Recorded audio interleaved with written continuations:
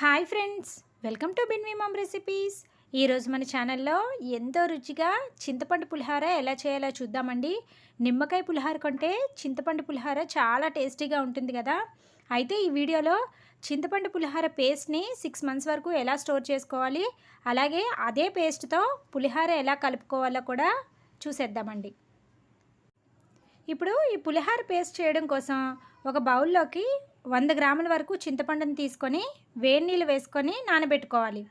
వేడి నీళ్ళు వేసుకోండి. వేడి నీళ్ళు వేసుకుంటే చింతపండు నుంచి మనకి గుజ్జు బాగా వస్తుంది.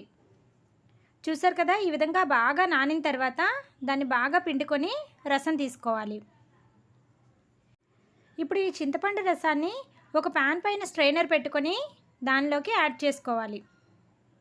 ఈ విధంగా చక్కగా స్క్వీజ్ చేసుకుంటే మనకి చింతపండు గుజ్జు అనేది కిందకు వస్తుంది.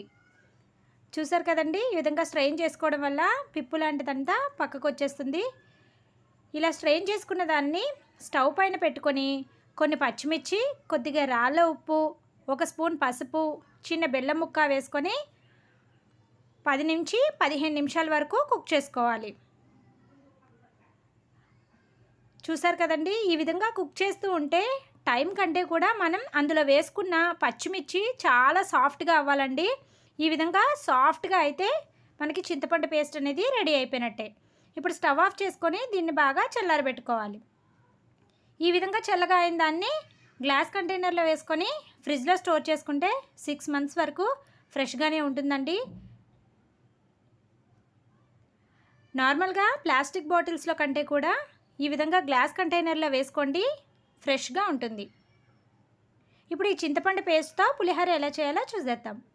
ఇప్పుడు స్టవ్ పైన ప్యాన్ పెట్టుకొని ఒక 3 స్పూన్ల ఆయిల్ని యాడ్ చేసుకోవాలి. పులిహోరకి కొద్దిగా ఆయిల్ ఎక్కువగా యాడ్ చేసుకుంటేనే బాగుంటుందండి, కాబట్టి ఒక 3 స్పూన్ల వరకు యాడ్ చేసుకోండి. తర్వాత చిన్న ముక్కలుగా కట్ చేసుకున్న అల్లం ముక్కలు వేసుకొని ఫ్రై చేసుకోవాలి. అల్లం వేగిన తర్వాత ఒక 1/2 కప్పు పల్లీలు, కొద్దిగా జీడిపప్పు కూడా వేసుకొని వేయించుకోవాలి.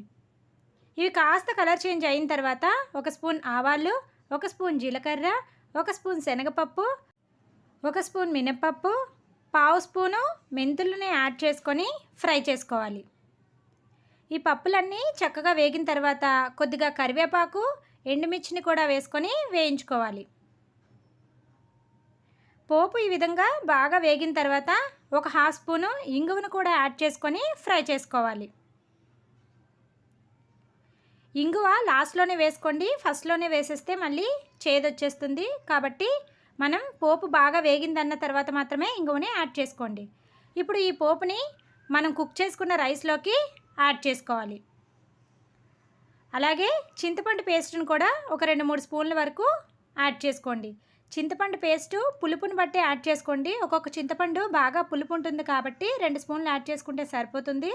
లేదు అనుకుంటే 3 స్పూన్ల వరకు యాడ్ చేసుకోండి. అలాగే కొంచెం కొత్తిమీర కూడా వేసుకొని చక్కగా మిక్స్ చేసుకోవాలి. అంతే అండి, ఎంతో టేస్టీగా ఉండే చింతపండు పులిహోర రెడీ.